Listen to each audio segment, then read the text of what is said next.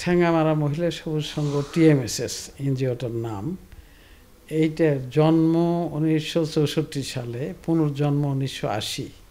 তো জন্ম এবং পুনর্জন্ম থেকেই আমি এই সংস্থার সঙ্গে আছি। এইটা একদম লোকাল মহিলাদের দ্বারা সৃষ্ট একটি সংগঠন। বর্তমানে তমাম দেশি কাজ হচ্ছে, প্রায় 2000 অফিস আছে। আর এটার কাজ হলো আর্থসামাজিক অবস্থার উন্নয়নে যে যে অ্যাক্টিভিটি প্রয়োজন, বিশেষ করে দরিদ্র মানুষের জন্য অ্যাপ্রোপ্রিয়েট সেই সকল অ্যাক্টিভিটি আমরা করি। অ্যাক্টিভিটিগুলো গ্রহণ করা হয় লোকাল যারা এর অংশীজন তাদের মতো করে, তাদের কাছে যাতে ফিজিবল হয় তাদের সিদ্ধান্তেই এই কর্মসূচিগুলো নেওয়া হয়, গ্রহণ করা হয় আর কি। নোবেল পুরস্কার পেয়েছেন শান্তিতে আমাদের বর্তমান যিনি চিফ উপদেষ্টা প্রফেসর ডক্টর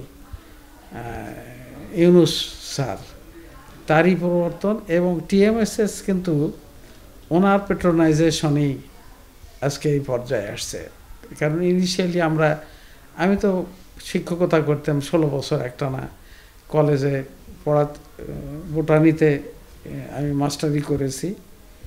তো আমাকে শিখিয়েছেন ওনার 2 জন জনবল কর্মকর্তা আমার সংগঠনে দিয়েছেন গ্রামীণ ব্যাংক থেকে। সুতরাং টিএমএসএস এর এই পর্যায়ে আসার পেছনে যে লোকটির ভূমিকা সবচেয়ে বেশি, তিনি আজকে আমাদের দেশের প্রধান উপদেষ্টা, চিফ উপদেষ্টা professor doctor Yunus sir.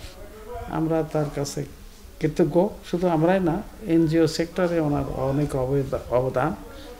NGO সেক্টরকে বেঁচে রাখার জন্য যেমন পল্লী কর্ম সহায়ক ফাউন্ডেশন মূলত সেটারও প্যাট্রোনাইজার উনি।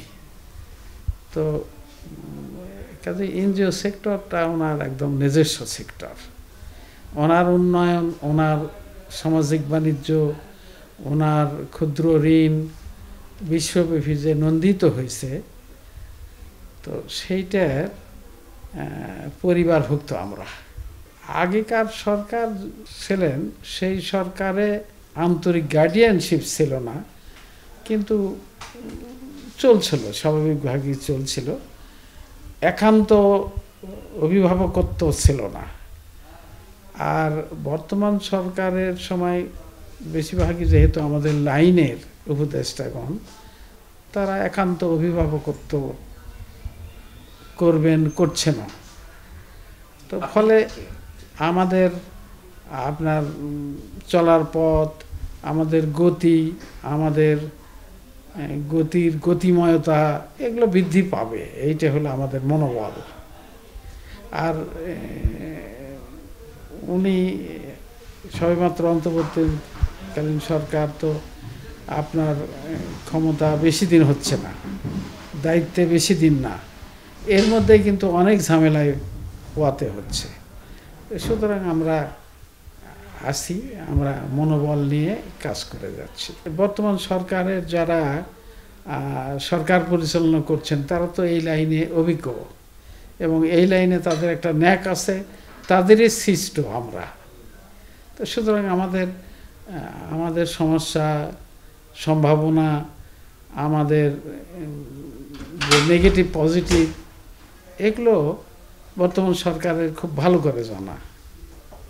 তো সুতরাং নো হাউ থাকলে, জানা ভালো থাকলে অ্যাপ্রোপ্রিয়েটলি ওনারা ইন্টারভেনশন করবেন বা সেভাবেই চলতে পারবো। এই জন্যে আমরা খুবই আশান্বিত।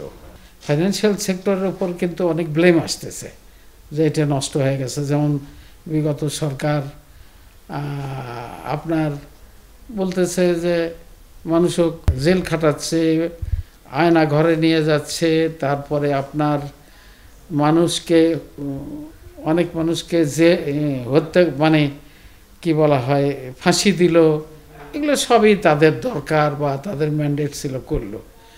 কিন্তু আর্থিক সেক্টরটা কেন এইভাবে ফোকলা করে দিল, অনেকে এটা বলে। তো আর্থিক sector banking sector, Bangladesh bank, তারপরে ইদ্রা ইন্স্যুরেন্স, সবগুলোই কিন্তু একদম ঠোসা হয়ে গেছে। কিন্তু ক্ষুদ্র ঋণ কিন্তু হয় নাই তা। মাইক্রো ক্রেডিট রেগুলেটরি অথরিটি এবং ক্ষুদ্র ঋণ এইটা ভালোই আছে। হয়তো বলবেন বকেয়া বেশি পড়েছে, কারণ এই অবস্থায় তো রোজগার করতে পারে নাই, করোনায় পারে নাই, বন্যায় পারে নাই, এখন আবার এগুলো আপনার পলিটিক্যাল আনরেস্টের কারণে পারে নাই।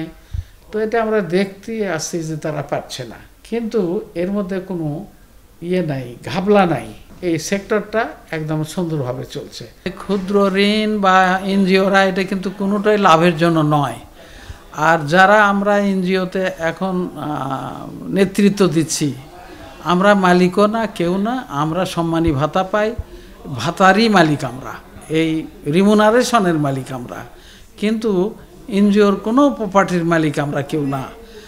তো এখান থেকে টাকা কীভাবে নিয়ে ব্যক্তি স্বার্থ করে, ইট ইজ এ থিপনেস, এটা চুরি করা।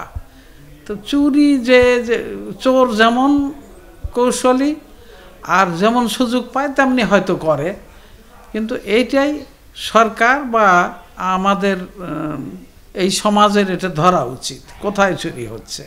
প্রিয় নাম্বার সেট করে বিকাশে সেন্ড মানি করুন ফ্রি।